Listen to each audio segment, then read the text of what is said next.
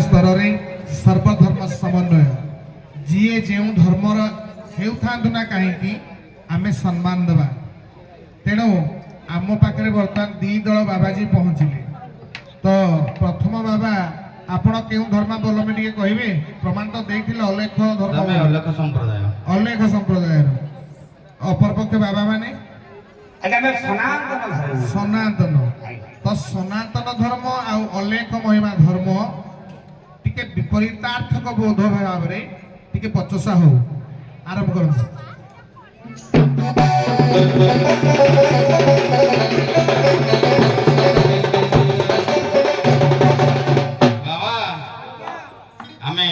निराकारवादी भगवान साक्षात रूप में दर्शन करना बाबा आज्ञा आज्ञा बाबा आमे शून्य शून्य महाशून्य शून्य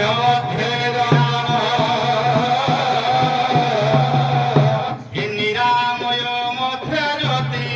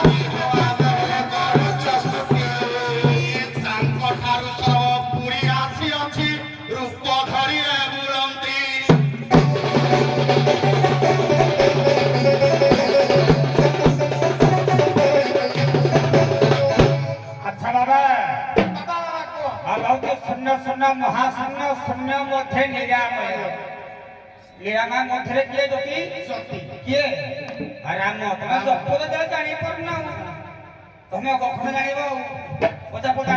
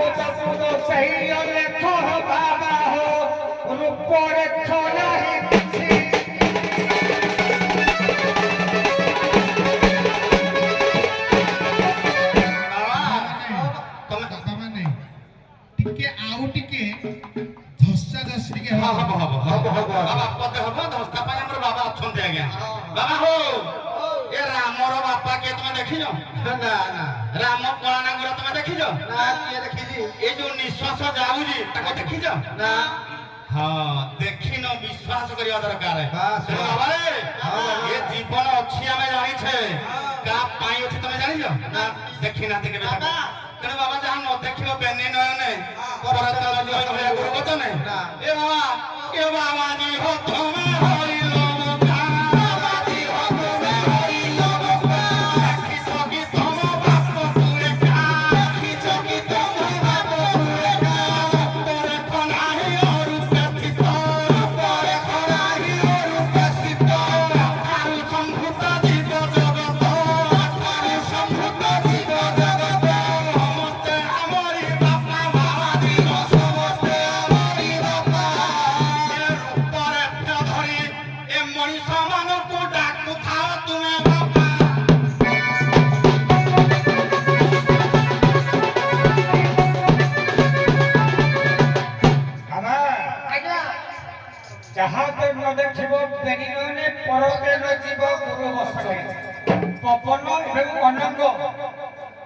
ବୋଲେ କାମ ଦେବ ତାକୁ କେହି କାମ କେବେ ଦେଖିପାରନ୍ତିନି କାହିଁକି ତମର ଗୋଟେ ଧନେ ପାଠ ନାହିଁ କେ ଜୀବନେ ମାରି ଗୁରୁ ହରେ ପାଟି ଜୀବନେ ମାରି ଗୁରୁ ହରେ ପାଟି ତାକୁ ପାଶେ ରଖ ମାତାଜି ତାକୁ ପାଶେ ରଖ ମାତାଜି ବାବେଲେ ନିଅ ସୁଖୁଆ ଭାବି ବାବେଲେ ନିଅ ସୁଖୁଆ ଭାବି ଜୀବନେ ମାରି ଗୁରୁ ହରେ ପାଟି ଜୀବନେ ମାରି ଗୁରୁ ହରେ ପାଟି কি নাম তোরা দি বাবা কি হো জীবনে হুয়া বড় দি বাবা কি হো জীবনে হুয়া বড় দি জীব বলা দে না কবাতে তু ভবাবা হো লঙ্কারুণ্ড বাবু দিদি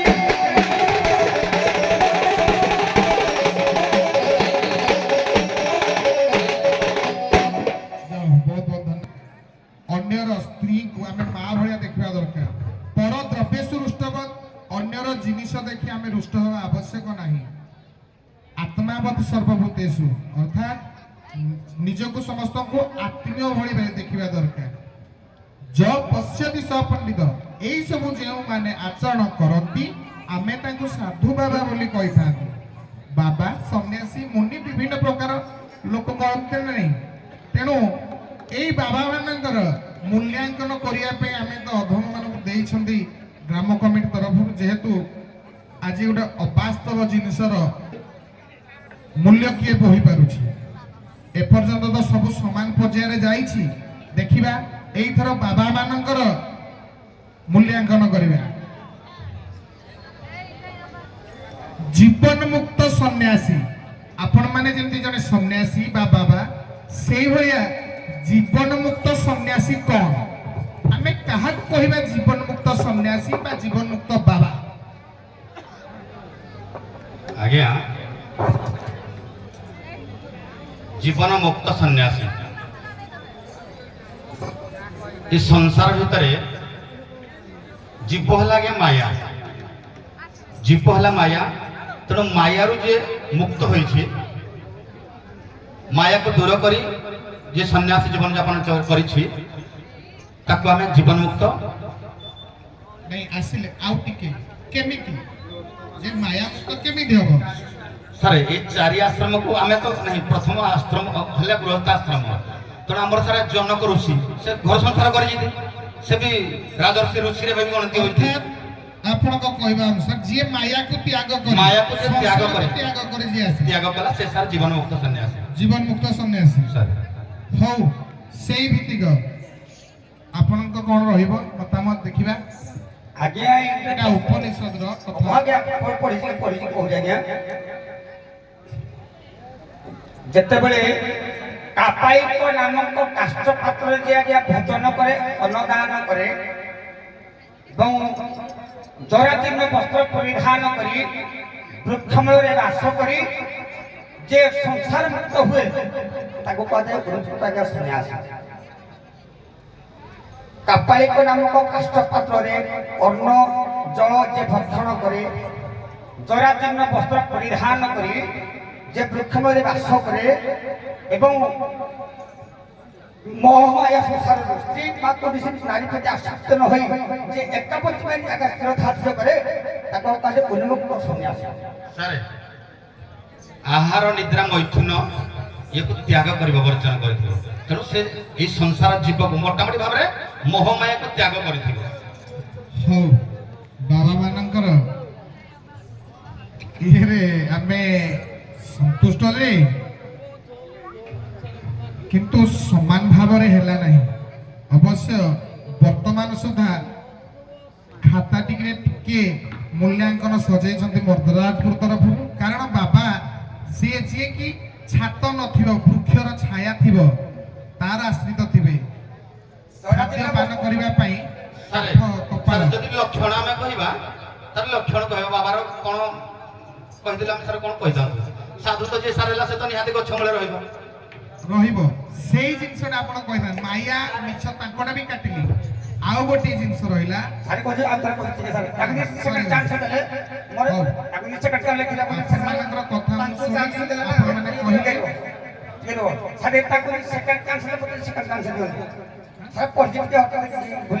ପରିସ୍ଥିତି କାପାଳିଙ୍କ ନାମଙ୍କ ହଉ ହଉ ହେଲା ଆମେ ଜାଣି ସାରିଲୁଣି।